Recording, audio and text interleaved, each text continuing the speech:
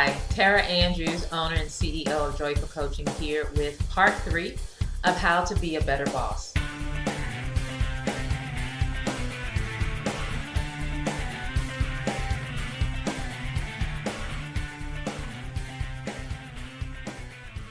Today we're going to talk about playing to your strengths. As the boss, you can often be under the assumption, or should I say the illusion, that you're supposed to do everything right. When the truth is, like everyone else in the organization, there are some things that you do very well, and there are some things that you don't do so well. Your success lies not in becoming a Jack or Jill of all trades, but your success lies in knowing what you do well and knowing what you need to give to others who do better at it. So today I want to talk about identifying your strengths. I want to talk about strengthening your strengths, and I want to talk about delegating your weaknesses. First, identifying your strengths. It is critical that you know what you're good at, not what you're supposed to be good at, not what's in the job description, but what are you good at?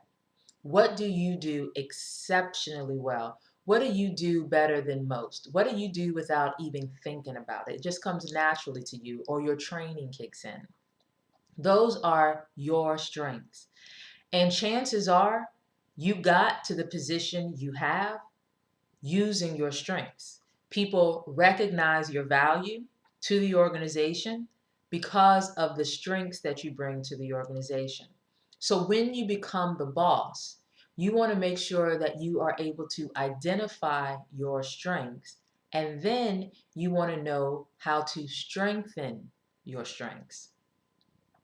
Again, a lot of time is spent, and we spend a lot of time reading articles or watching DVDs or videos or listening to CDs that concentrate on our weaknesses and how we can improve those areas in which we need improvement.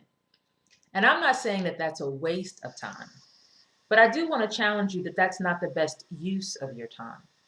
The best use of your time is to strengthen your strengths, become better in the areas you're already better than most.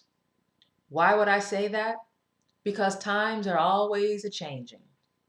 And regardless of what field you're in, there are new advances, there are shifts, there are new things that get introduced, there are some things that become obsolete. And so, an area that may be a strength today, if you're not mindful of it, you can find yourself 2 or 3 steps behind everyone else in your field, maybe even your competition, because you did not give due attention to your strengths.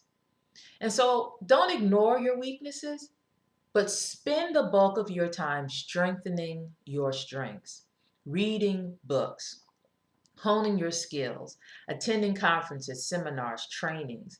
Make self improvement and continuous education a key part of your agenda. Even schedule it in the way I suggested you do last week when we talked about time management for managers. So I want you to identify your strengths. I want you to know what you do better than most. And I want you to be able to own up to it without any sense of guilt or false humility. Then I want you to strengthen your strengths. I want you to stay on top of your game. I want you to I want you to continually hone that skill and sharpen it so that the edge never grows dull.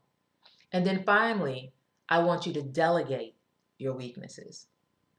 This is where true humility comes in. And this is also where wisdom has to be applied.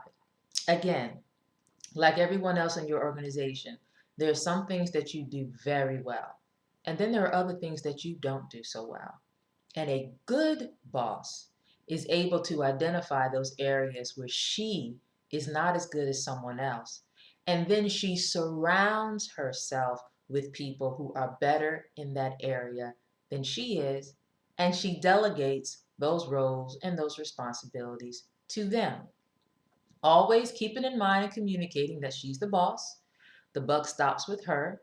She has supervisory authority over everyone else, but she lets them play to their strengths while she continues to play to her own, and that is how you build a team.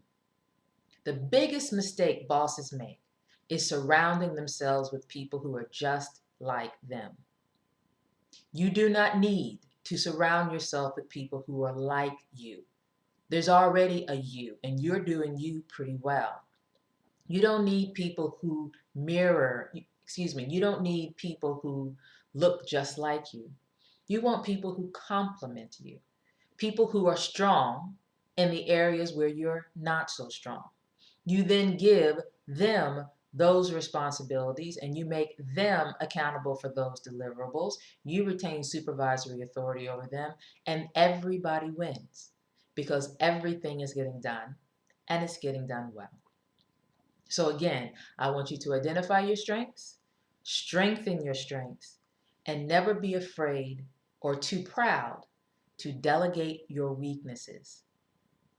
I'm Tara Andrews, owner and CEO of Joyful Coaching. This has been part 3 of How to Be a Better Boss. If you have found value in this video or other videos in the series, please share them with your family, your friends, and your colleagues. It's not too late for them to register to get the rest of the videos in this series. Thank you again for joining me, and I'll see you next Monday.